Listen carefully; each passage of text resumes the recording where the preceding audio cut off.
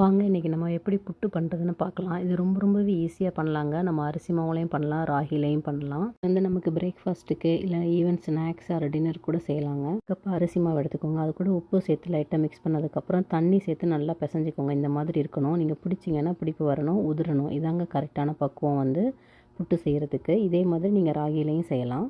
இது வந்து புட்டு குழல்னே வைக்கிறாங்கங்க. இந்த மாதிரி குக்கரில் வந்து வச்சு நம்ம ஸ்டீம் பண்ணிக்கலாம். நான் இதில் வந்து அடியில் வந்து இப்போ நம்ம அந்த மாவை சேர்த்துக்கோங்க. அது கூட வந்து 2 ஸ்பூன் தேங்காய் துருவலை சேர்த்துக்கலாங்க. அதுக்கப்புறம் திருப்பியும் நம்ம மாவு சேர்த்து இது மாதிரி 2, 3 லேயர் பண்ணலாங்க. இந்த அளவுக்கு இருக்கும். அதுக்கப்புறம் குக்கரில் அடியில் கொஞ்சம் தண்ணி வச்சுட்டு நம்ம வந்து மூடி போட்டுட்டு அந்த ஸ்டீம் வரும் இல்லைங்களா, அதுக்குள்ளேருந்து இதை வந்து நம்ம ஃபிக்ஸ் பண்ணோங்க.